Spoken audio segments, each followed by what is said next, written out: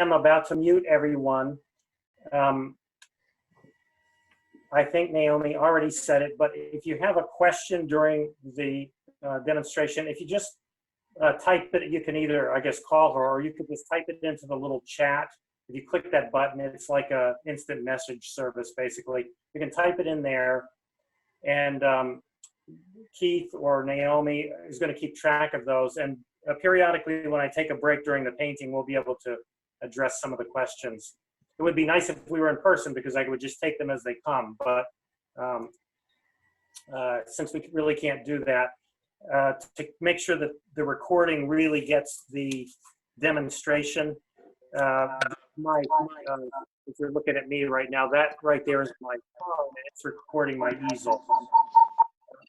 As long as that's the only thing on, it's going to stay focused on the easel, so you can record that whole demo. So that's really the reason we're going to do this. All right, so I'm going to mute everybody now.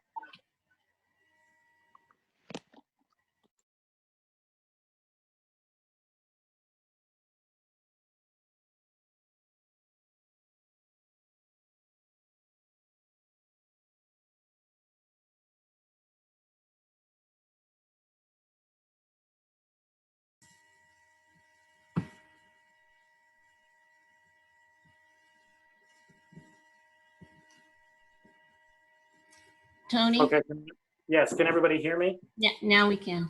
Okay, yeah. So the phone that's recording the easel is actually a participant. So when I muted everybody, I muted that. I had to go back and unmute it. So it's now unmuted. And so I'm ready to get started. First of all, thanks for having me. I really appreciate the opportunity. And I'm going to go through really the process from beginning to end this evening. I've got a scene here that I worked on. I've got a lot of classes running right now, actually online. And I did, for one of those classes last week, I did a series of value thumbnail sketches, which I'm sure you're familiar with. And these, I've got 4 of them right here. It's a little New England scene. Actually, if you're familiar with this part of Vermont, this is East Arlington, Vermont, one of those quintessential little New England villages here in Vermont. It's a scene I did actually as a drawing some years ago, and then at some point in time on the drawing paper, I actually put some color on it and turned it into a fall scene. And for the class last week, I actually wanted to recreate that fall scene. And so I did a number of value sketches for the group just to show them the process of essentially taking that space, the space that exists in that landscape, and dividing it into 3 areas, essentially foreground and middle ground and background, and assigning a value to each one of those. And at this stage of the game, just figuring out which one I really wanted to paint. As it turns out, I used this one. I can actually zoom in maybe a little bit more here. Let me look for easel. I need to find my easel over here on the thumbnails.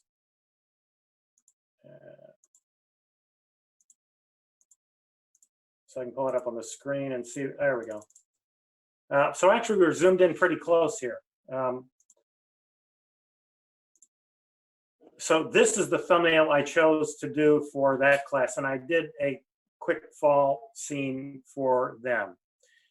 For the demonstration, actually for another class I've got that ran on Monday morning, I took these thumbnail sketches, and specifically this one, which is very different than the one I just showed you. In this case, I've divided this, again, divided the space into 3 areas, foreground, middle ground, background, and assigned a value. And when I did this one just as a practice, as soon as I did it and looked at it, it reminded me of a winter scene, of a snow-covered landscape with a village on kind of probably a little bit of a gloomy day in the middle of winter, with the buildings really being dark, and even the sky as a mid-value piece, the sky in the background is going to be kind of dark. And so it was kind of a gloomy scene. And nevertheless, I did that for my Monday class. And I turned, actually for them, I did a couple color sketches. I'm going to zoom out a little bit here, so that I can get both of these on. So here are the two color sketches. And again, it's that same scene. I'll zoom in a little bit. It's that same scene done with color and trying to be faithful really to that value sketch, this one right here. Again, with light in the foreground, the darker values in the middle ground, and the mid values in the background. And I did it two different ways. I've got one that's actually pretty gloomy. The other one is a little bit more cheerful. There's a little spot of blue in the sky, and so it looks a little bit like there's some sunshine, maybe that had a light snow overnight, and the sun has come out the next morning, and that's what we're looking at here. The thing I really like to demonstrate when I show this is the fact that when you do a value sketch like this, many of my students struggle with these because when they're going from value to color, they start thinking about, geez, how do I do that? How do I make all those things in the middle really, really dark? And as you can see, I've got light spots in the middle area. These two roofs in particular where they've got snow sitting on them. Same thing over here. I have lighter areas in amongst that dark value area. And the other thing is that dark value area is not really all that dark. I get a lot of the darkness by using some of the details, things like roofs, darker spots on roofs, windows, shutters. Actually, on this house, I got a light in the window of the room of that house. Some dark areas back here, trees, this spot which is really the bank of the river that goes down under the bridge, dark there, dark there. So it's not uniformly dark, and that's one of the confusing things about working with value sketches like that is folks try to translate this directly into color, make everything in here dark. Often it doesn't work, and they get frustrated. So that's why I wanted to show you this process and show you how I work through from value to color, and then we'll work into the color painting. So that's the process. That's what I'm going to work with really this evening. I'm going to put both the value sketches and the color sketches up here above the painting on my easel so that I can jump in and get started. You know, after I did these, I kept looking at them. I wasn't sure which one I wanted to do. I think I'm going to do the one that's not quite so gloomy, a little bit more cheerful here on the left. Although I have to say I'm really attracted to this one, but I think I'll do this one. I think it'll make a better demo. So there it is. And again, I'll keep this up here above my painting where I can see it along with the value sketch if I need to refer to it. And I may during the painting. The next thing that I really want to point out is the fact that I don't do a real detailed drawing. You can see it's pretty minimal. You know, I've marked out the larger shapes, roofs, the outlines of the buildings. I've noted where there are going to be some trees, some branches here, and some trees in the background, and the road that goes off in the distance, and some buildings back there. But I haven't done a lot of detail, and in fact, I don't. When I'm painting, for me, the painting process is about painting and letting the paint do the work and be the expressive medium, if you will, in a painting. So I don't overdo the drawing. I have to say it's real popular these days to lay out a very detailed drawing and sort of work carefully and slowly, laying out sort of wash after wash after wash. Certainly valid way to paint. For me, the more expressive way to do it is the way, at least I hope I'm going to be able to show you tonight. The other thing I always really emphasize, I don't know what you think about the colors in that scene. It looks pretty colorful, I think, when you look at that little thumbnail. But there's really only 4 colors in it. And let me zip out a little bit. There we go. So if you take a look at the palette, I've got only 15 colors on my palette anyway. And the 4 that I will use primarily tonight. Now, I may add to them if I need to get something, particularly if I need a extra special dark, I may pull something else off the palette. But for the most part, it's these colors. A couple blues, cerulean and cobalt blue. This is a color called quinacridone burnt scarlet, which is a low intensity cool red is what it is. And this is raw sienna. I use this a lot actually for winter paintings, and living in Vermont, I do a lot of winter paintings. This particular triad in raw sienna, burnt scarlet, and actually cobalt blue is a great combination for winter paintings. You can get a pretty good range of color out of it, but they're all muted the way colors are during the winter. And you get a really nice, harmonious painting out of it because you really limited the color set. You're keeping them really muted, and that just by doing that, you create a lot of unity in the painting, color harmony in the painting. So that's what we're going to do tonight. I personally love cerulean blue, so I use it as often as I can, and I'm going to use it tonight, really feature it in this painting. It'll be in the sky, it'll be on in the snow ground cover, probably be on the buildings and some of the mixtures. So I'll use a lot of the cerulean blue, and that's this big bottle right here.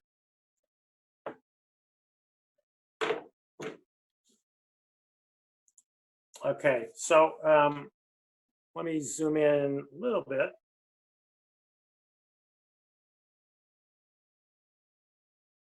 Okay, I think there's good enough.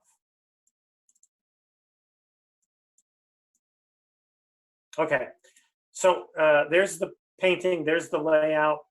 I'm going to really jump in. My method really involves starting with very, very large washes, and in this case, I'm trying to paint in the areas that I have mapped out in my value sketch. For instance, I'm trying to get in the middle values in the background, and I will probably layer over some of, I won't get the darks in right away, but I'll get some of these values into the area in the middle ground that's supposed to be the dark value area. And in this case, there's going to be light washes of color actually on that foreground as well, even though it's my light value area. I'll start with this brush. It's an 1.5 inch flat. That's going to allow me to get a lot of color and water on the paper immediately. And that's what I'll start with. I may use this later in the painting, but I'll probably be using my round brushes more once we get further into the painting. I mentioned that combination of colors that work really well for winter scenes. This is actually a mixture. It's pretty gray, but it's a mixture of burnt scarlet and actually cerulean blue.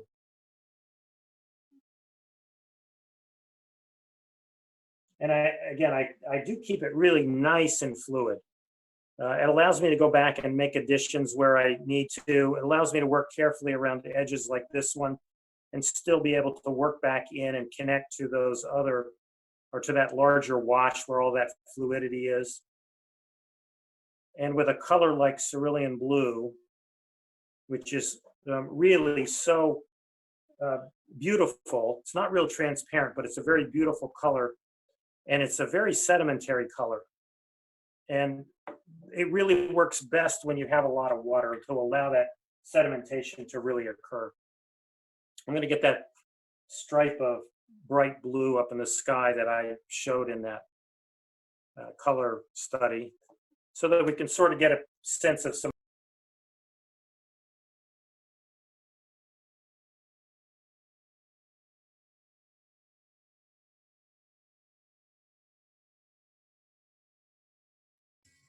Tony, your easel's gone off.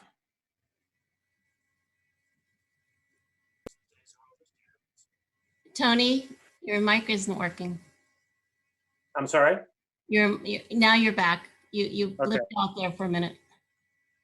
Yeah, that was, I didn't turn the ringer off on my phone. It's actually, once I get this initial wash in, I'll do that so it won't happen again.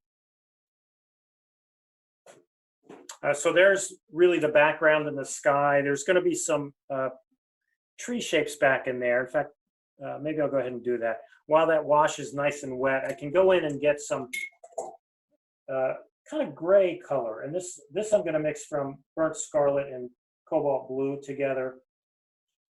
And it's really sort of a gray violet. And I use this a lot actually in my winter scenes. It's a really great, nice neutral color, but it's not so dark gray and oppressive. Sometimes that's what happens in these winter scenes. You use too much gray and it just really brings the whole scene down. But this will be a good stand-in for distant soft shapes of distant trees.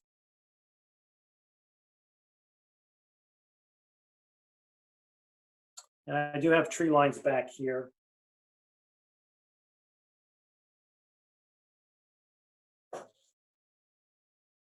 That's pretty dark, but actually I like having that additional dark right in there, and especially right here by the front of this church, because it really is the focal point of the painting. So getting some additional dark back there in that background area, I think is a good idea.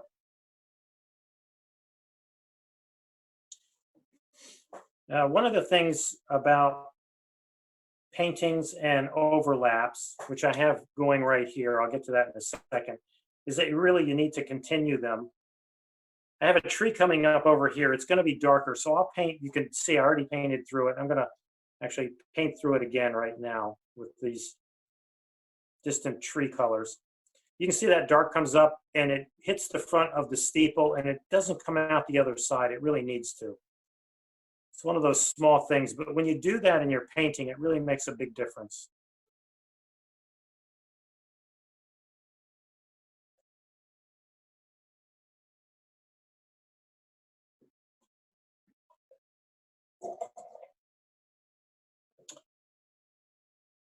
I'm working on a tilt. You probably can't tell it from the screen, but my easel is tilted a little bit. So the water, all that water I'm using runs down to the bottom edge. And it's really important if you work like that, that you pick those areas of excess water up, or you'll get blooms back in that area. So I'm doing that now.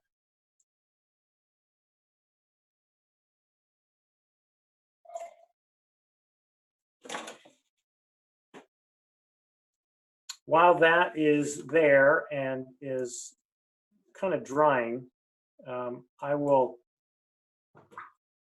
put in my foreground right here. Now, again, I think I mentioned I was going to put a really light wash, light color. I'm going to get some very light cerulean blue on there. There's a little bit of, I think, the burnt scarlet in it, but that's okay.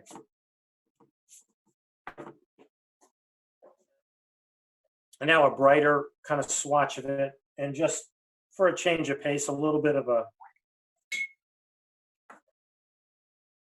dark stripe there, which, maybe could be tire track or something. I don't know what it is at this point, but I think it'll work. A little bit of water back here. I'm going to mingle in some color, but I'm starting with some clear water right there. And this time, a little of actually the same color I just used in those distant trees back in here. Down in this area, which is kind of dark because it sits, again, it's the bank of that stream.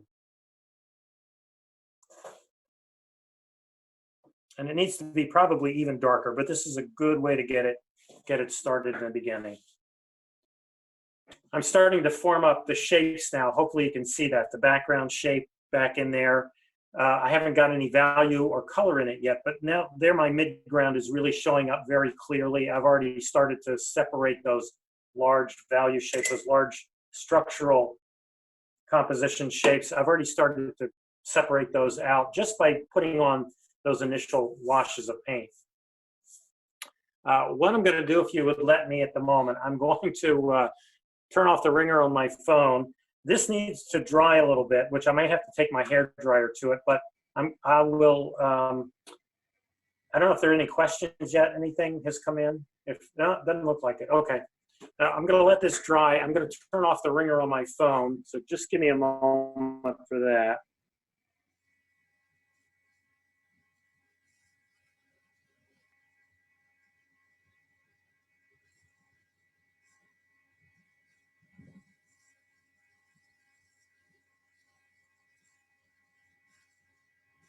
Okay, can everybody hear me? We're back? Yes. Technology, right? So the phone won't ring anymore and it won't mute me.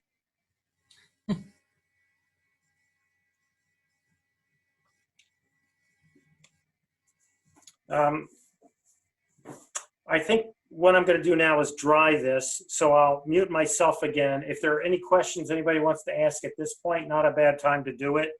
I will, I'm going to unmute Naomi.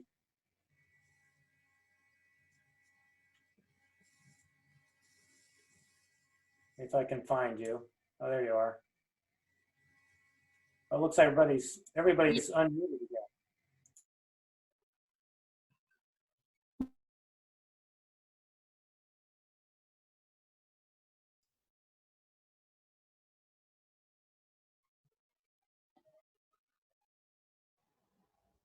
Tony, I think you muted everybody instead. We can only see Naomi talking. We can't hear her.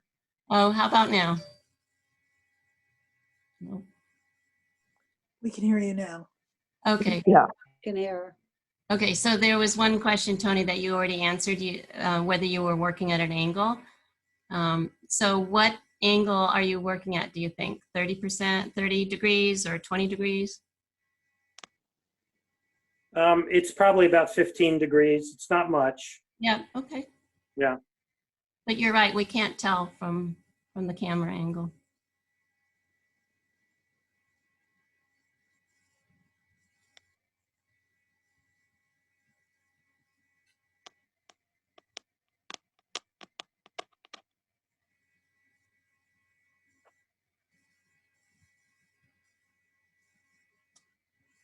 That's the kind of hair dryer I want. Makes no noise.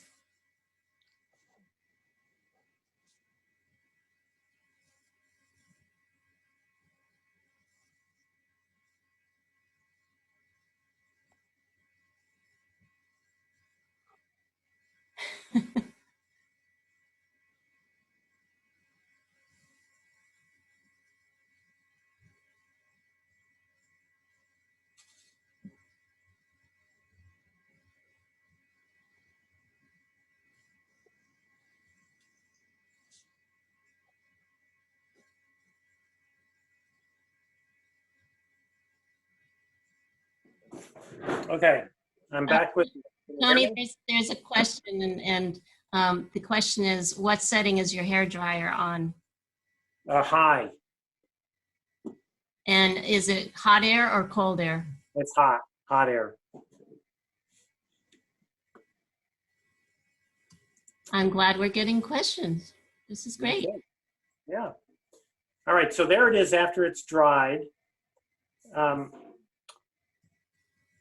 Again, I've got to get some color and value here in the mid-ground, but you know, this is the start. I've got the sky in. You can see that cerulean, once it dries, it is sedimentary, so it puts a little bit of textural quality in the sky. And I have to say, not everybody likes that about cerulean blue, but I actually like it quite a bit. So I get this nice sky going. There's a little bit of blue sky, so it's not such a gloomy day. And really the next step for me is to go back into the middle ground area and start laying in the colors that I need for especially the houses, the church, these buildings back here in the background. Now I'm going to start actually back in here and work my way forward. And to start, it's really going to be a light wash of cobalt blue.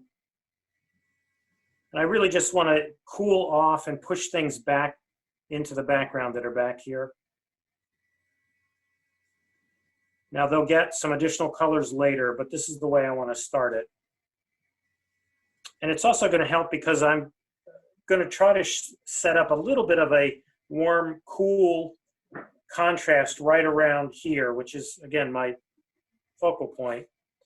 And by starting with some cool color back in there, that cobalt blue, it's really going to help me set that up on this building. In fact, I'm going to start now. I'm going to do this side of the building, which is more or less the shadier side of the building.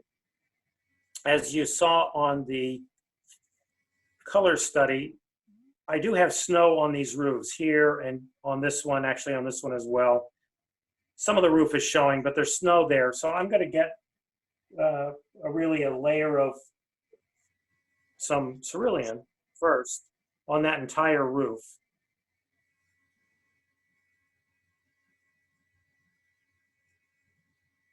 I'm going to kind of stop it at the corner and leave some white on the front of that building. for the moment.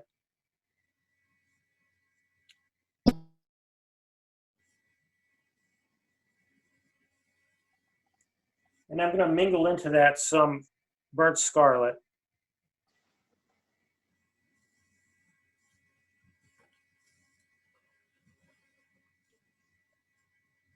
And believe it or not, this is raw sienna. So I'm getting a little bit of warmth in there. And hopefully you can see how fluid I work. I really get beads of water at the bottom of my washes all the time. And again, for my money, it's the best way to work. It's the best way to get the most out of this medium. It's the best way to make it the easiest you can possibly make it. One of the things I point out, a lot of people are afraid of that with watercolor. Oh, if I use too much water, it's going to run all over. What I would note is something I've already noted, which is the water runs to the bottom of the wash. So I've got a bead of water sitting there and another one sitting over here. Notice that it hasn't run down the page. It has stopped right where the edge of that wash is. The water tension actually holds the water back, and it's not like a sort of it's going to flood all over, and it really won't do that. Even if the paper is standing nearly vertically, it won't really run all over the place. But that's one of the things that folks are afraid of. And I really think it's, by the way, I was too for a very long time. Once I got used to the fact that the water really helps me out if I allow it, I was able to let it really do that sort of thing more and more and more over time. And it really, I think it gives me a much better effect overall in my painting.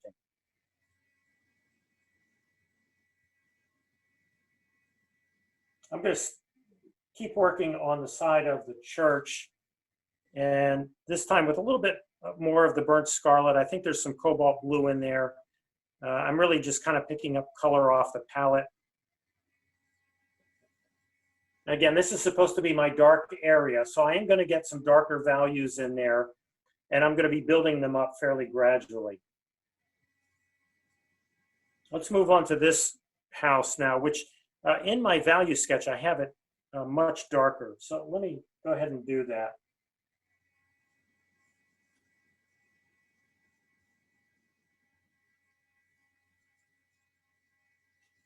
I like, on one of those color sketches, I put a light in this window. I like that, so I think I'm going to do it again. So I'm going to paint around that window, whereas I'll paint over these other ones like this one.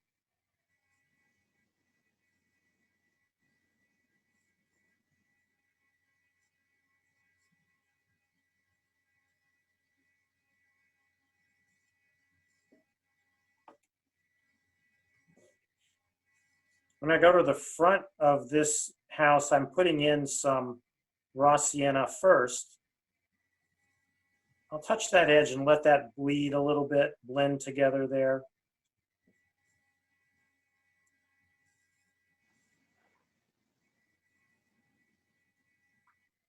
I need to get some cerulean up on the roof. There is snow up here also.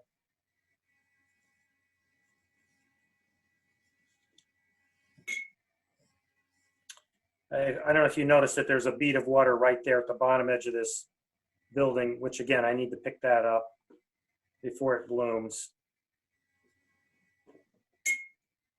The house that's way over here on the edge is actually supposed to be part of the foreground area, and it's supposed to be light. But I think what I'm going to do is get a light wash, which is really a mixture of, I think it's burnt scarlet, and it is burnt scarlet and raw sienna that I'm putting in there. A little bit of cerulean up here on the roof. I can see I sort of missed the edge there, so I'm going to go back and get that in while I still can.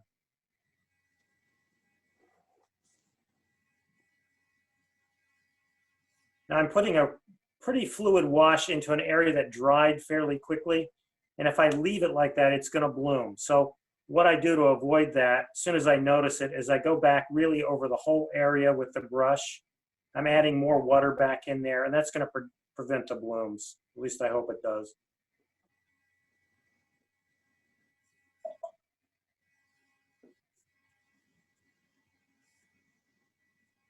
Tony, there are a couple of other questions. Do you want to pause for a second? No, yeah, go ahead. This is a good time.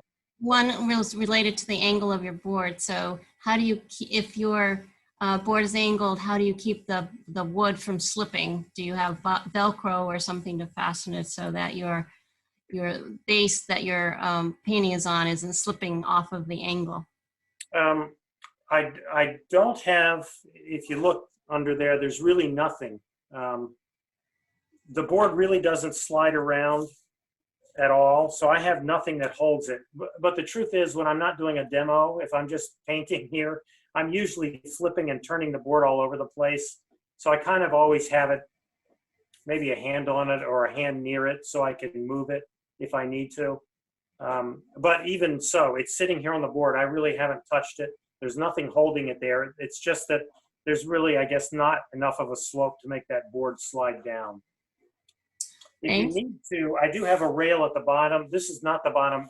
This edge is not the bottom of my easel. There's about another 8 or 10 inches down below that to the bottom edge where I do have a pencil rail. But I don't really paint down there. I paint more up here. Thanks. Another question was, do you prefer any particular brands of paper? Yeah, I'm painting on arches this evening, and I generally like arches.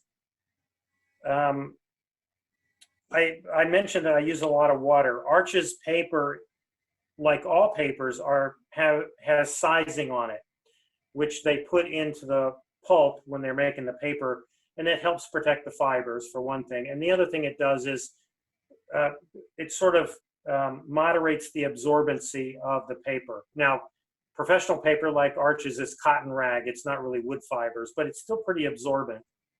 And if they didn't put sizing in it, it would really absorb too much. It would soak up all the water in the paint like a sponge practically. So that's why they put sizing on it. For the most part, Arches has the least of all the brands, which helps you, if you work wet the way I do, it really helps you manage those washes because it starts soaking it up. As soon as you put it on, it starts soaking up the water and it helps you manage it. The surface stays nice and wet so you can work it for a while, but it's really good when you're working nice and fluid, which again, I recommend. When I have classes and workshops, I really hammer this idea into my students, but I think it's appropriate because it really is, the medium is water. And if you let it do it, it will help you in watercolor painting. A lot of people try to fight it, don't work with enough water, and they end up with, streakiness and mud and blooms, and all those bad things happen when you're really not using enough water. There was a question about blooms. So we have a beginning painter and she wants to know what a bloom is. Okay. And then the other related question is, when do you want to have blooms? When do you want to have blooms? I don't know that. Now, look, I'm just one artist. There are probably other artists that would tell you, I really want those blooms and here's where I want them. For the most part, I don't want them. I don't encourage them. Having said that, there are times where they may be okay. If you do a lot of florals, in a floral painting, blooms often really work out well because they kind of look like the edge of a flower, a kind of a deckled edge of some type of flower. So that's one place where they're okay, but they're unpredictable. So wherever they happen, they may work out right, and it might be something you want to leave alone, but often they're not. It can be particularly that edge that happens when you make something bloom. That edge is unpredictable. You don't know where it's going to stop. You don't know what it's going to look like when it's stopped, and it might not be the thing you want in the painting, at least not in that particular location. So for me, I think it's best to avoid them. If somebody wanted to know what a bloom is, I will create, not on the painting, but I'll create one on a separate piece of paper so she can see what a bloom is. And actually, as it's happening, I'll pull it back under the camera so you can see it. And then I think you covered this, but since you do use a lot of water, what do you do to control the blooms? And I saw you use your brush to remove the extra water. Yeah. So I've got, see that, you see this wash right here? I'm gonna let this bead of water sit down here. I'm not gonna pick it up, and it'll bloom back up into the other wash. And as it's happening, I'll show you what's going on. And if I'm not in the middle of doing something in this when it happens, I'll show you what I do when I see them happening in a painting. So I'll put that there and I'll keep an eye on it. Okay, so I'm going to keep going on the painting. I want to get some color up here on this steeple. And again, I didn't draw this edge, and I tend to not draw these edges. Although I've got a background as in architectural illustration, so I know what buildings look like, and I know where the edges should be. So I guess I have a little bit of an advantage. But having said that, it's pretty easy to figure out where they're going to be. You know, our eye is pretty good at picking up cues and what I would call implied lines and implied edges. Our eyes are pretty good at that, picking that up. Now I wanted to get some warmth up there on that steeple, some warm color in there. There's a lot of cool color around it. And again, since this is my focal point, I want to make sure there's some warmth in there as a temperature contrast to all that cool color. And so I've got raw sienna in there. For the color palette that I'm using, raw sienna is really the warmest color I'm using. I've got a hard edge here where the snow is sitting on the roof, which I wish I didn't have. I tend to like softer edges through most of the painting, but I do have it, so I guess I'm going to leave it for now. I might be able to correct it later. This area is still damp, but I think I can go back in there and work. Speaking of blooms, when you work back into a damp area, so you've painted your wash on, it has dried for the most part so that when you look at it, it's not shiny.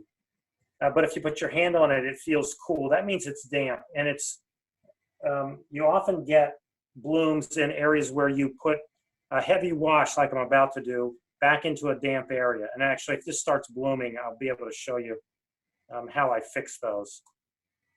I'm going to get a spot of raw sienna right in here that I might be able to use for a window, a lit window later.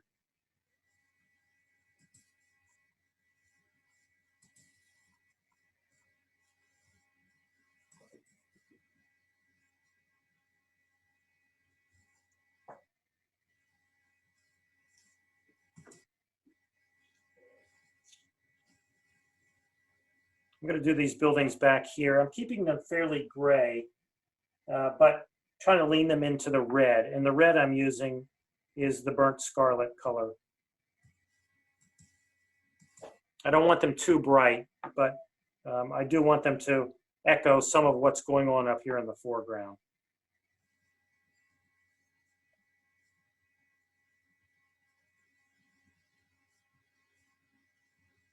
And then this one, there's a building right here. I'm really going to make it kind of a rich cerulean color. I don't know why a building would have that color on it, but maybe it's one of those Vermont hippie folk that painted his house a cerulean blue. I don't know.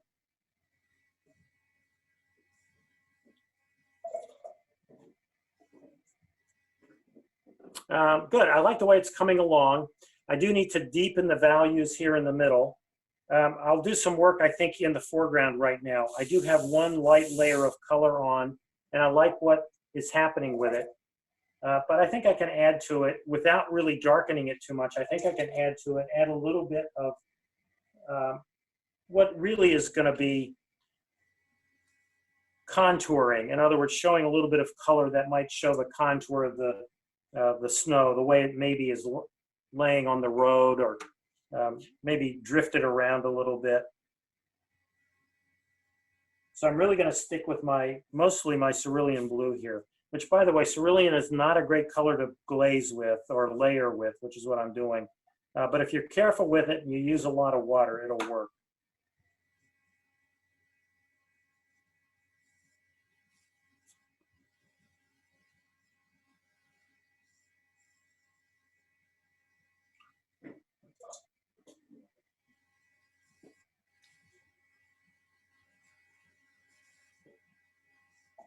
So I'm trying to get what look like tire tracks or car tracks or something going across the bridge there, which I'll add to later, but I think that's good for now. And then I'm going to add some darker value down in here, which will start adding to the value that I really got there in the middle ground area. So I'm going to start that now, maybe under the bridge first.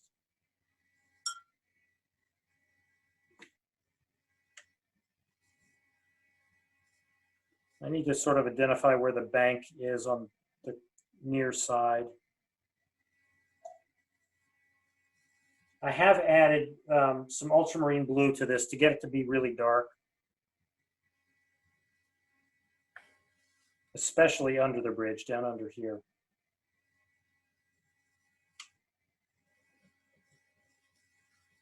A little early to be adding this kind of detail, but if I do this with my brush, I can get the sense maybe of a little bit of weeds, you know, kind of dead weeds from the summer and fall hanging out right there on the other side of the bank. I do it now because I really want to connect it to that other color and value down in there. So that's why I'm doing it now instead of waiting for later. I'm going to do the same thing over here on this side.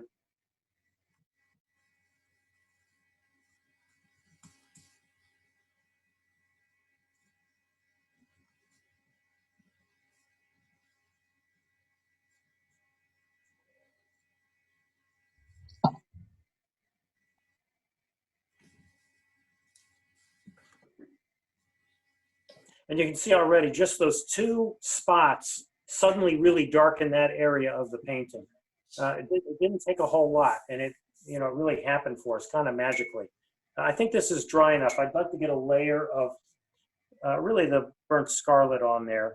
Might paint around these windows just in case I want them to be lighter later on in the painting.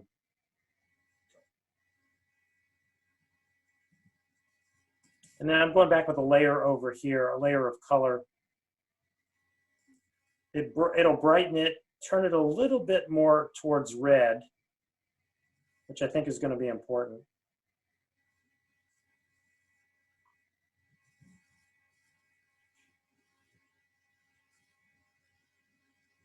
And again, it adds some additional darker value. While that's wet, I'm going to get some raw sienna pretty lightly, and I'm going to drop it into that window. And you can see it looks like there's a light on in there now.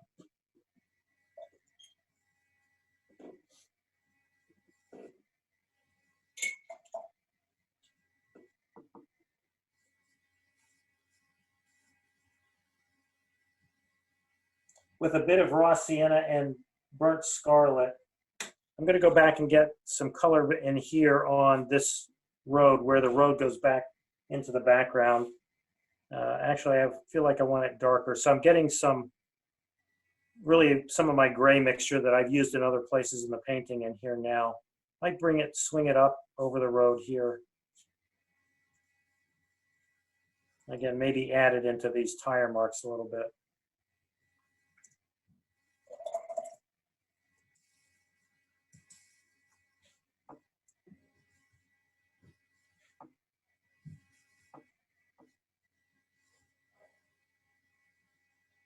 And then to help darken this scene a little bit back in here, I can add what really amounts to maybe some shadow from these buildings back here.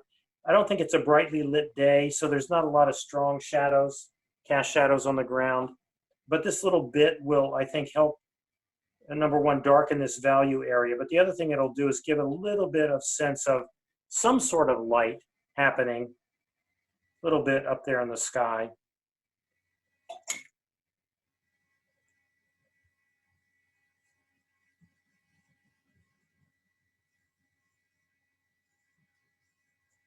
And then back here on this building, again, it's a roof that's got some snow on it, but the snow is sliding down. Like most houses in Vermont, it's not very well insulated, so the snow is melting up there near the peak of the roof, and it's all sliding. It's sliding down. I think I'm going to leave these, at least for the moment.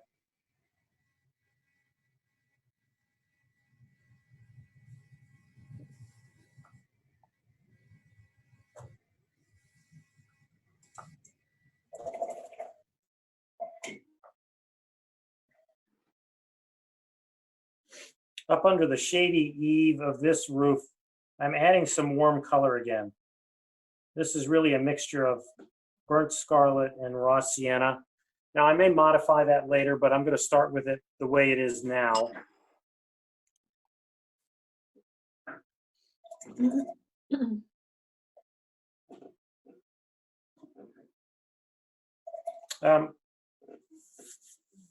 The paper is damp. I could dry it, but actually this is a good time for questions if there are any.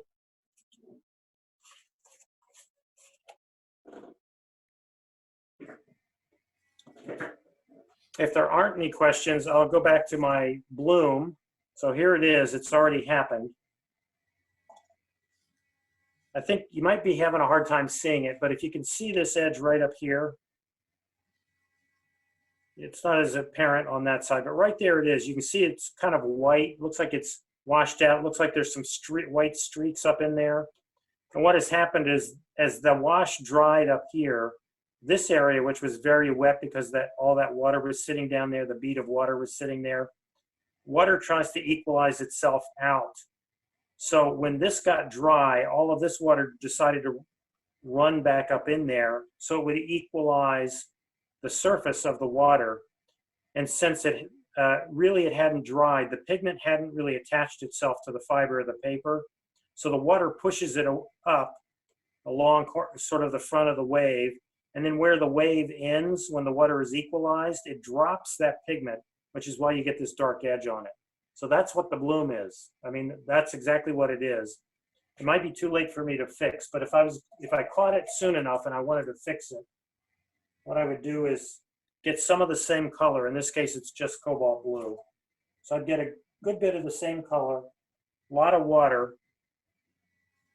I'd start here and I would start trying to even out what had happened.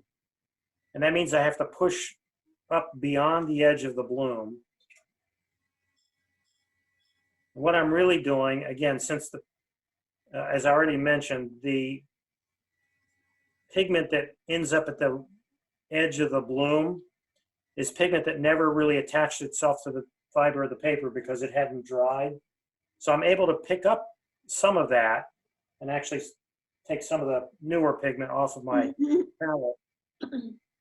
And by doing this, I can spread it out, pick up the pigment that ended up there on the top edge of the bloom and move it around. The reason there's a white spot there is because the paper's buckled.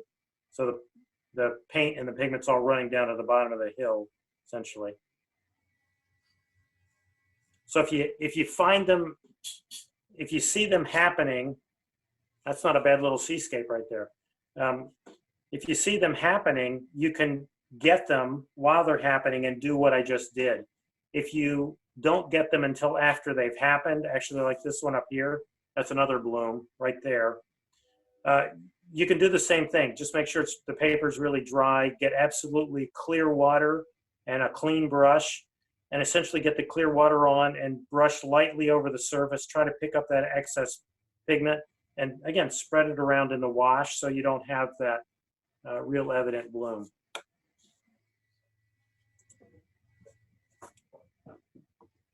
Okay, I'm gonna mute myself so I can dry the paper. I think I'm gonna need to dry before I move on. So I'm gonna do that.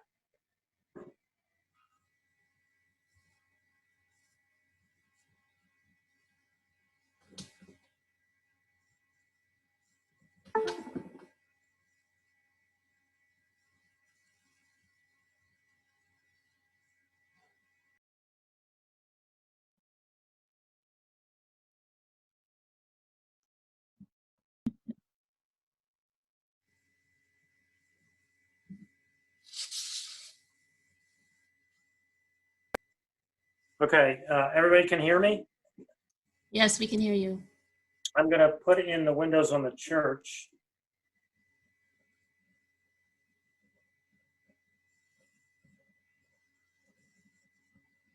I drew them in as just tall rectangles. Yeah, I think I'll leave it at that.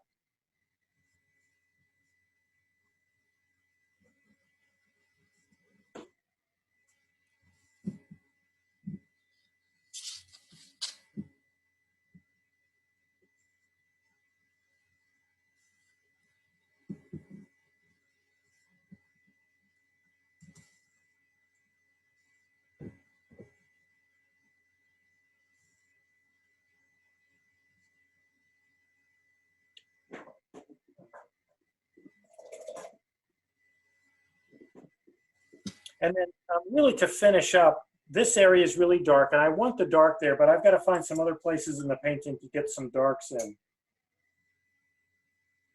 just to balance that off. I'm going to use the side of this little brush with some dark paint to maybe show some, I don't know, weeds, part of the foundation of the church. Get some right in there. Maybe, again, back in here. I need a window on this building. Maybe some dark value in the overhang. Maybe some dark under this part of this building. And then I put an edge on the roof that really sort of faded, the color faded, so I can darken that up. Another way to get some darker value in that, again, balances this over here that's on the left. What I can do is get that gully that's on the right-hand side to be pretty dark as well. And I'm going to do this with dry brush to leave a little bit of textural quality and a little bit of variety in color and value over there. On the decoration on the end of the bridge, I can maybe get some dark value in there. Show the decoration down here, which I really didn't put in earlier. Same thing here.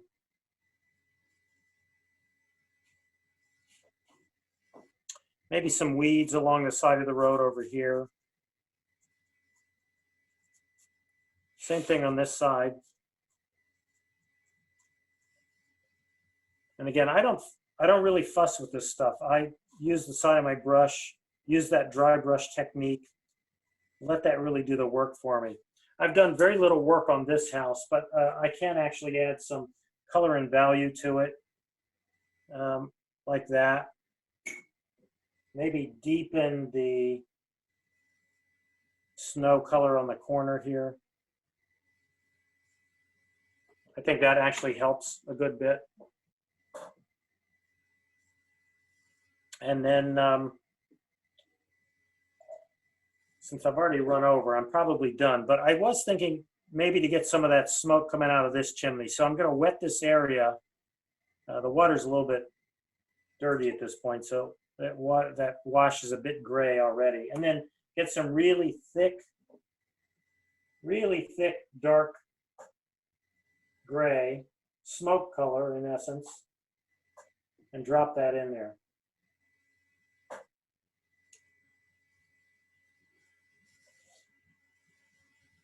So we'll have smoke coming out of this chimney as well.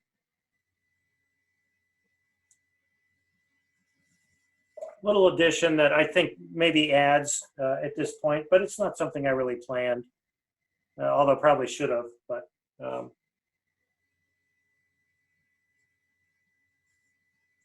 now we've got smoke, two people with furnaces going or their fireplaces going or something.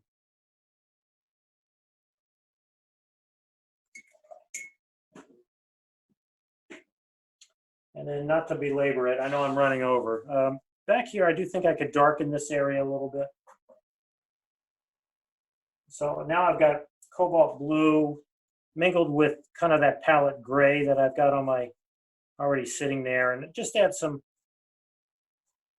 value that maybe looks like cast shadow, or who knows, maybe overhang under this building here. Little texture on the ground there and here.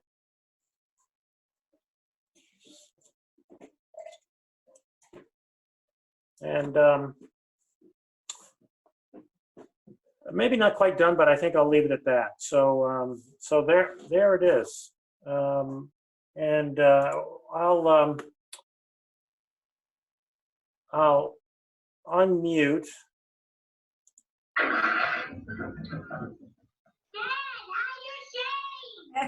Tommy, I can see you doodle. Shut up,